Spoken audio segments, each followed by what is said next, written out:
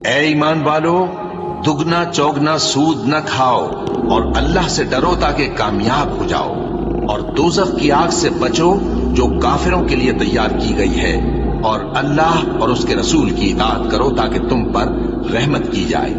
اور اپنے پروردگار کی بخشش اور اس بہشت کی طرف لپکو جس کا عرض آسمان اور زمین کے برابر ہے، اور جو پرہیزگاروں کے لیے تیار کی گئی ہے،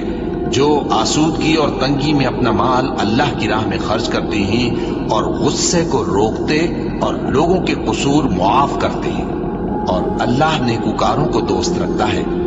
اور وہ کہ جب کوئی کھلا گناہ یا اپنے حق میں کوئی اور برائی کر بیٹھتے ہیں تو اللہ کو یاد کرتے اور اپنے گناہوں کی بخشش مانگتے ہیں، اور اللہ کے سوا گناہ بخش بھی کون سکتا ہے، اور جان بوجھ کر اپنے افعال پر اڑے نہیں رہتے۔ ایسے ہی لوگوں کا صلہ ان کے پروردگار کی طرف سے بخشش اور باغ ہیں